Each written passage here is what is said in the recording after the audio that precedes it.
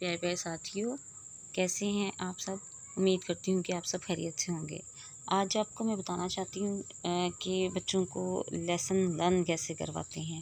उसमें क्वेश्चन हो, ऐसे हो, स्टोरी हो, कुछ भी। अब मेरे हाथ में एक ये स्टोरी आई है, मैं इसका आपको बताती हूँ कि सबसे पहले आप बच्चों की रीडिंग सुन लिया करें, ठीक है। रीडिंग जितना भी उसका क्वेश्चन है, कुछ भी है, वो सारा पहले बच्चों का सुन लें।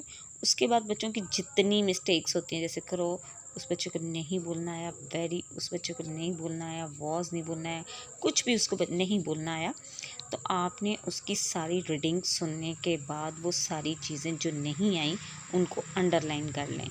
उसके बाद बच्चों को वर्डनलाइज नहीं करना याद करवाते हुए सबसे पहले आपने बच्चों को कुछ भी है आपके पास, आपने बच्चों को कहना है कि एक पूरी लाइन जो है वो लर्न कर लो। ये बच्चे की मेंटालिटी पर डिपेंड करता है। आप उसको देख लें कि वो पूरी लाइन जो है वो याद कर सकता है कि नहीं कर सकता। उसको हाफ लाइन दे दें। उसके बाद उसको कहें कि अगर वो पूरी लाइन याद कर लेता है तो उसके बाद उसको कहें कि अब आप अगली लाइन विद स्पेलिंग के याद करो।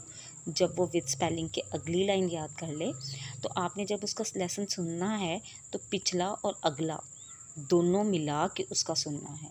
उसके बाद उसको कहना है कि थर्ड लाइन आप अच्छी तरह लर्न कर लो। जब बच्चा थर्ड लाइन अच्छी तरह लर्न कर ले तो आपने उसकी पिछली 2 लाइन्स और ये जो लाइन है थर्ड वाली, ये आपने उसकी सुननी है। उसके बाद विद स्पेलिंग के उसके बाद इसी तरह आपने उसको फिर फोर्थ लाइन का कहना है। इस तरह उसको सारा थोड़ा थोड़ा करके याद करवाना है। फिर आखिर उसका जितना वो लेसन होगा वो पूरा आपने एक दफ़ा सुन लेना है। उसके बाद उसे लिखवा लेना है। और ऐसे करने से बच्चा कभी भी कोई काम भूलेगा नहीं, हमेशा याद रखेगा।